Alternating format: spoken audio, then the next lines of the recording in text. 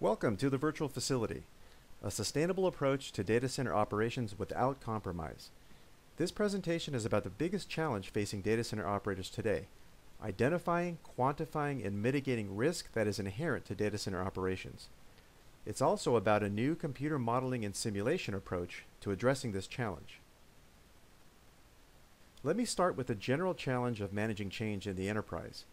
Enterprises must carefully weigh the consequences of change before making decisions. For example, for manufacturing, what are the risks and benefits of changing a supplier? Or for the organization, what will an investment in productivity do to profit margins? But how do enterprises predict the response of complex operations like manufacturing or the workforce? They can't test their theories and assumptions on the operations themselves. This would be way too risky.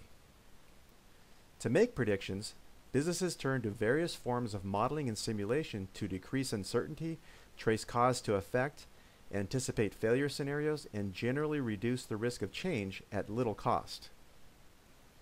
As the IT backbone of the business, the data center is one of these complex, mission-critical operations. But today, operators still rely on decades-old rules of thumb and guidelines to make operational decisions. Modeling and simulating proposed plans is not a standard practice today. With this in mind, Future Facilities has introduced the Virtual Facility, the first modeling and simulation platform for data center operations. In effect, the Virtual Facility is a decision engine that scientifically quantifies the impact of change and optimizes plans before implementation. Before moving ahead, let me introduce the company behind the Virtual Facility. Future Facilities is a software and services company with a simple mission: to help data centers achieve a sustainable approach to operations without compromise to IT reliability or data center performance. To achieve this, we have introduced the Virtual Facility as a modeling and simulation platform for the entire data center supply chain, from chip to room. This approach integrates the data center supply chain in the same way Microsoft Windows integrates business partners.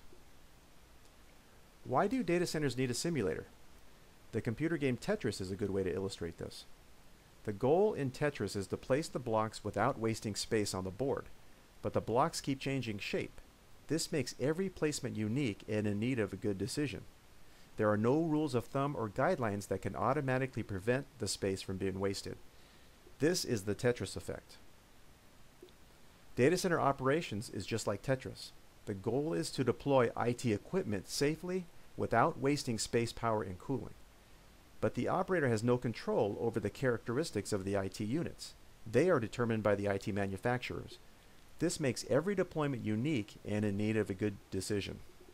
Just like Tetris, there are no rules of thumb or guidelines that can automatically prevent the Tetris effect on data center resources. Can you see the Tetris effect on space and power in these two cabinets? But wait, IT equipment requires cooling also. Can you see the Tetris effect on cooling? No, you don't see it? That's right, because cooling is invisible. It's done by airflow, which cannot be seen or measured in the data center. And this highlights a major challenge for the operator. You can see the Tetris effect in the computer game, but in the data center, the Tetris effect is invisible. So how can the operator manage the Tetris effect when it can't be seen or measured? This brings us back to modeling and simulation. This is an actual facility. This is a computer representation of it, called the Virtual Facility. Visually, they look very similar, but behaviorally, they are almost identical. In this sense, the Virtual Facility is a digital replica of the physical data center. It can accurately mimic its behavior. And this is extremely powerful and greatly improves decision making because the operator can predict the Tetris effect of proposed changes. But before we dive into this further, let's shift gears and talk about the cost of the Tetris effect. For mission-critical facilities, the Tetris effect will destroy 30% or more of the intended data center capacity. Total cost of IT capacity can range from $10 to $20 million per megawatt of IT load. Losing 30% can amount to a $3 to $6 million per megawatt of IT load in capex losses. Depending on energy rates and the type of cooling system, the Tetris effect will drive up cooling costs by 30 to 40% and increase PUE by 15%. This can amount to an extra $250,000 per year per megawatt of IT load on the energy bill. But these costs pale in comparison to losing IT services.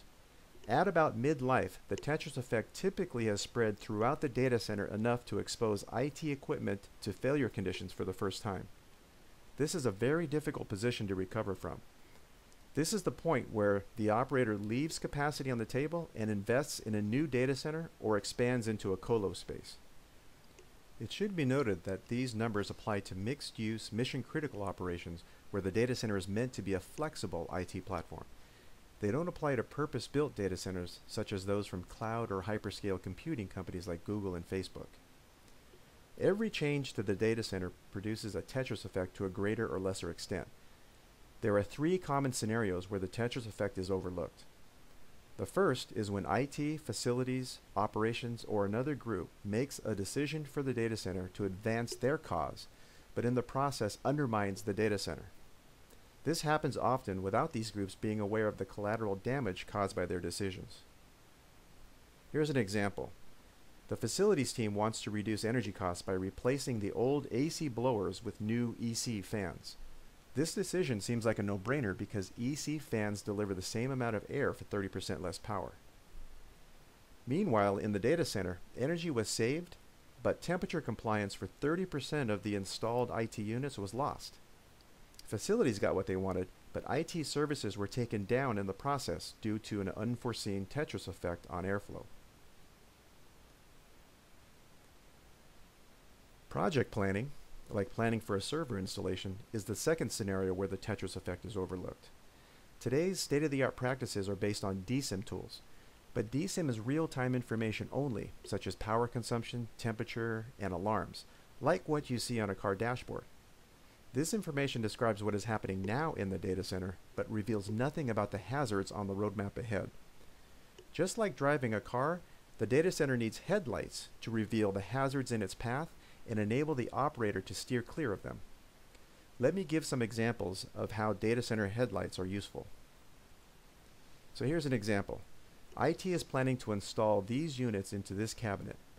DSIM tools would not distinguish one stacking order from another. In reality, the Tetris effect on cooling is dramatically affected by stacking order.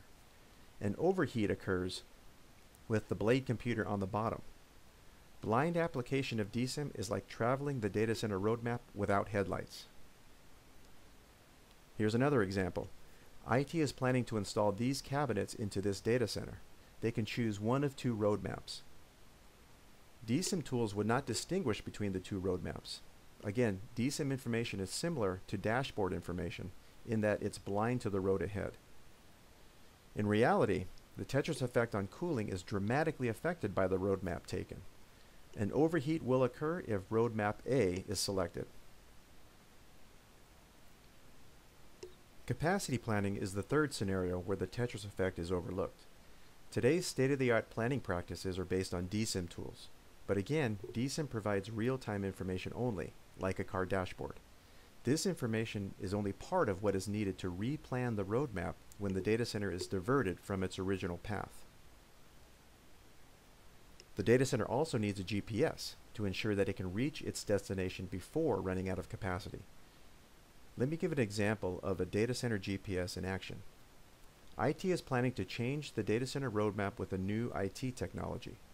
Two roadmaps are being considered. DSIM tools would not distinguish between the two paths. There is enough space and power no matter where the IT configuration is located in the data center. But 5 years down the road, Roadmap B will have temperature compliance problems. This will stop the data center build-out before it reaches its destination. Only Roadmap A has a chance at reaching a fully loaded, fully compliant final state. Okay, now it's time to summarize. Today's data center decision-making practices are flawed at best. They are plagued by the Tetris effect that isn't supposed to happen. Operators allow this to happen when they make decisions to optimize a part of the data center, but in the process pessimize the data center as a whole. We saw an example of facilities trying to reduce energy consumption only to unknowingly compromise IT services. This also happens when decisions are made without a view of the roadmap ahead. Every change will produce a Tetris effect to a greater or lesser extent, Planning changes using DSIM information only conceals the Tetris effect until problems are severe enough to set off alarms or cause failures. As a computer model of the data center, the virtual facility overcomes these shortcomings with the ability to mimic the behavior of the real data center. It works like headlights and a GPS for the data center by showing the Tetris effect anywhere along the route to a fully loaded, fully compliant data center. The industry is starting to become aware of the need for modeling and simulation, but there's a long road ahead before this technique becomes an industry standard.